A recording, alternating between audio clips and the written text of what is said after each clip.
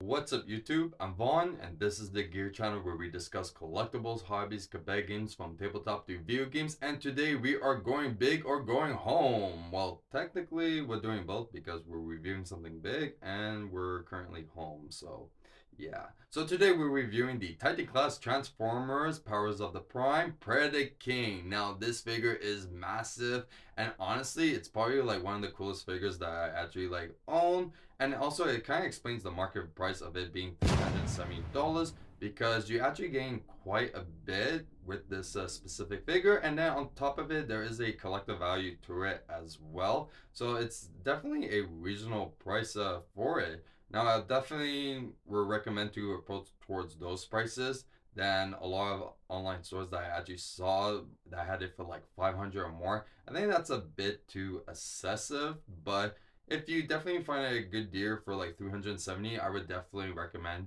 to take that.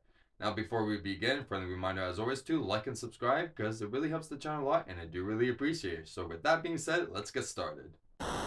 Here are the Predacons. Now, we're going to take a quick look at a few accessories and then we're going to go into the review of individual real quick. So starting first, you get this really cool poster of Predaking and it looks amazing. And you have all the rest of the different matrices over here. Really cool. I think this is awesome. You get the Onyx Matrix, which is pretty cool and is also a transformer, so you could pop this out, and then you get the little guy over here. Pretty cool. And for storage, it's quite simple, so he actually goes into Razorclaw over here, so you just go and put it in the chest, and then it would technically be the chest of Predaking as well, so very cool. Starting first with Headstrong by Trap, looking horny as ever, very cool. Here he is in his robot mode, and I have to say he has really decent articulation. Like there's really no complaint. It's a bit loose on his legs though, so they tend to do the splits. Here is Torox with that temper, looking amazing. Love the details of it. Definitely we're not going to look underneath his head because we could clearly see another head. Here he is in his robot mode, so pretty much is the exact same mold as Headstrong, so same issues with the legs of attending to do the splits, but you know what, it's still a decent sized figure as well.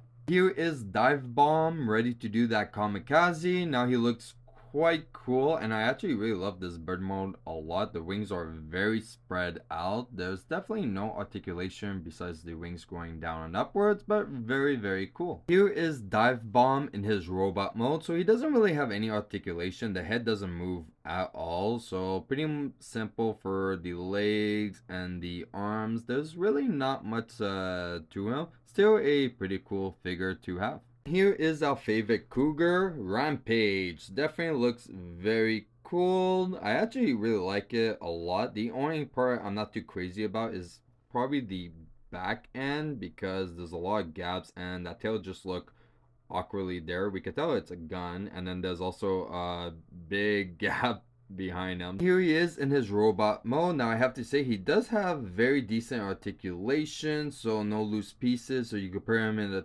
pose and you're not scared if he's going to do the splits or if his arms are going to give out. So very nice figure. And finally by Gillette, here is Razorclaw. Looks very cool. Definitely you could tell it's a lion, so everything in the front looks amazing. Feet too, the big cannon in the back. He has no tail unless if you're including that cannon piece, but still a pretty good looking figure. Here he is in his robot mode. Now I have to say articulation is amazing. The only downside is that I find like the paint application on the head sculpt, it looks very plain and not nicely done. So I don't know, it just seems like very basic. So it's kind of odd compared to the rest of them that he has the porous paint application on his head. But besides that, I think it's about time we check some size comparison. Here they are next to our masterpiece Megatron. Here they are next to our Transformers Siege Jetfire. And finally, here they are next to the Titan class figure Transformers Combiner War Devastator. Now I think it's about time we start the orgy. I mean, the combining. And here is Predaking. Now let me tell you, he is quite big and it was kind of hard to put him in the frame, but we managed and he's on the spin table as well. Now this guy just looks incredible. I really have no complaints at all. The aesthetic of it is just on key. There's clearly tons of articulation as well. We're definitely going to take a close-up look, but definitely just want to admire how cool he looks. So starting with the upper half, we could clearly see some amazing details, that head sculpt, everything.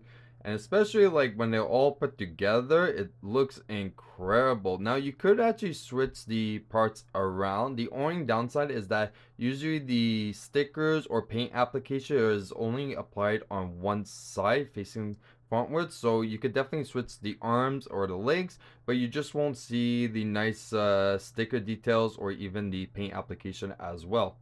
Now if we look at the middle half, we can see the gun has some nice details. The Decepticon logo is very nice.